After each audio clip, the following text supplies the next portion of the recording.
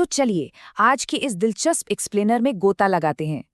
ये सिर्फ कुछ राजाओं या महलों की कहानी नहीं है, बल्कि सत्ता की एक जबरदस्त और निर्मम प्रयोगशाला का 300 साल लंबा इतिहास है।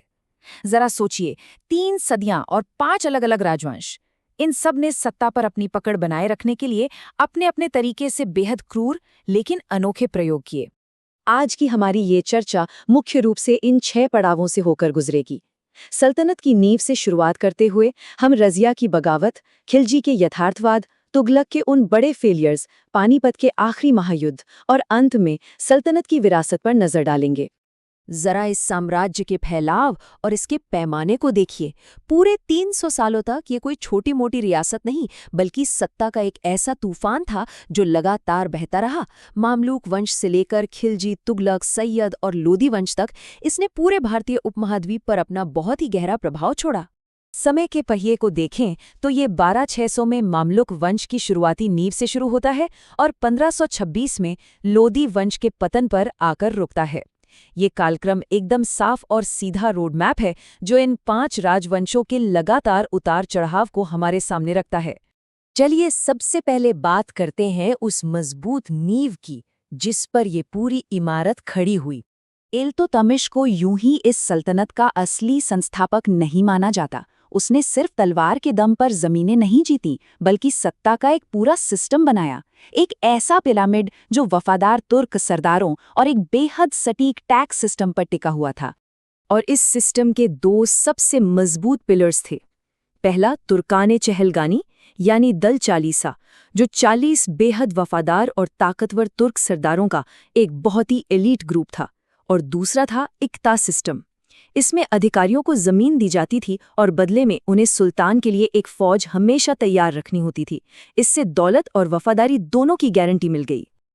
अब आते हैं इतिहास के उस पन्ने पर जहां सदियों पुराने सारे नियम टूट गए, रजिया सुल्तान का दौर। यहाँ मामला काफी उलझ गया था। उन्हीं 40 ताकतवर सरदारों यानी दल चालीसा ने एक महिला शासक को अपना सुल्तान मानने से साफ इनकार कर दिया। लगातार बगावतें हो रही थी। एक तरफ ये विद्रोही सरदार थे और दूसरी तरफ रजिया, जिन्हें इस भारी विरोध के बीच अपनी सत्ता का संतुलन किसी भी कीमत पर बनाए रखना था।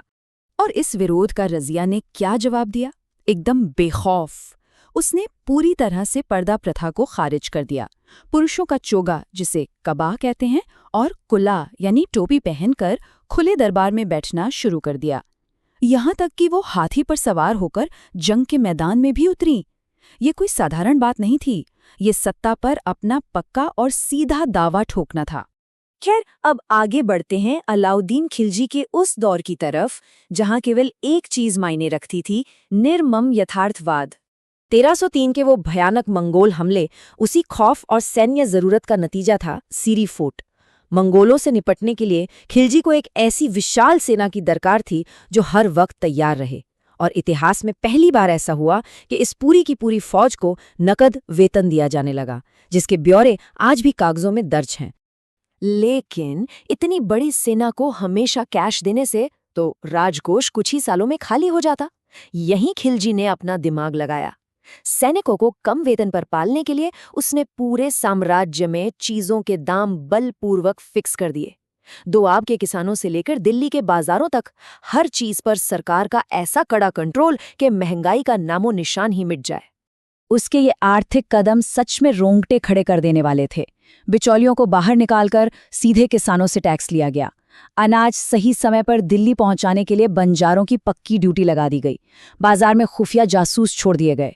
और सबसे खौफनाक कानून, अगर किसी व्यापारी ने कम तौला तो जितना कम तौला है उसके शरीर से उतना ही मांस काट लिया जाता था।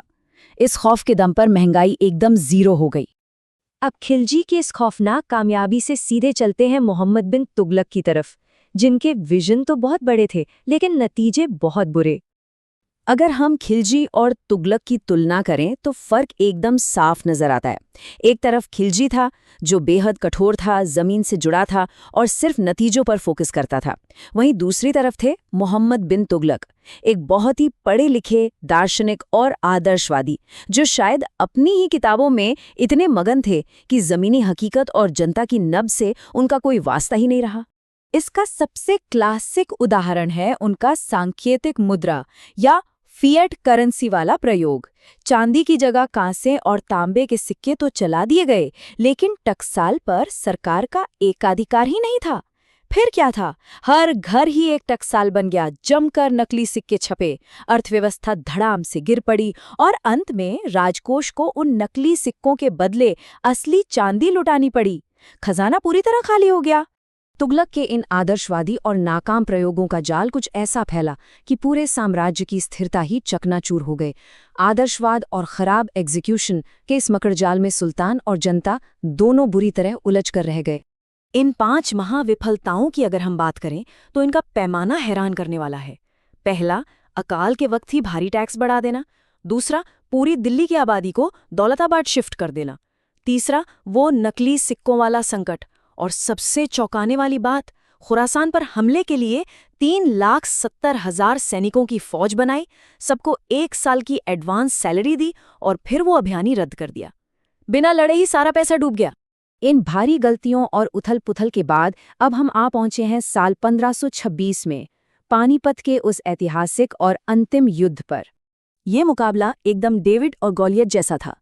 कागज पर देखें तो इब्राहिम लोदी के पास 50,000 से 70,000 सैनिकों की एक विशाल और खौफनाक फौज थी, और सामने बाबर सिर्फ 12,000 सैनिक।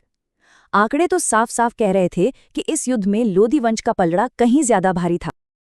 लेकिन मैदान जंग में तकनीक और शानदार रणनीति ने इस विशाल संख्या को भी मात दे दी।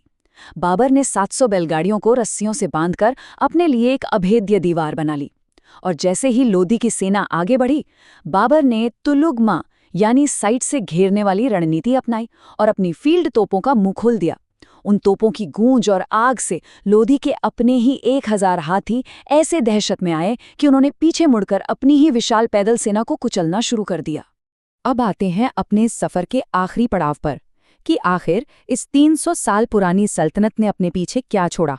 ये सल्तनत सिर्फ खत्म नहीं हुई, बल्कि एक ऐसा खूबसूरत इंडो इस्लामिक संगम छोड़ गई जिसका असर आज भी दिखता है।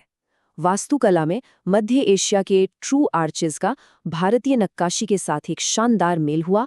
शासन और स्थानीय संस्कृति के मिलने से हिंदवी भाषा पनपी, और इसके अलावा कागज और चरखे जैसी नई तकनीकों ने यहाँ के व्यापार और प्रशासन में एक बिल्कुल नई क्रांति ला दी।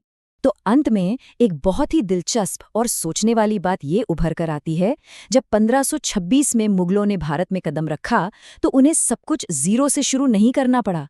क्या ये मुमकिन है कि दिल्ली सल्तनत के ये 300 साल के क्रूर, सफल और असफल प्रयोग ही वो मजबूत और तैयार नींव थे जिस पर आगे चलकर दुनिया का सबसे महान मुगल साम्राज्य खड़ा हुआ? इतिहास का ये सवाल वाकई बहुत गहरा है और हमेशा हमारे जहन में गूंजता रहेगा।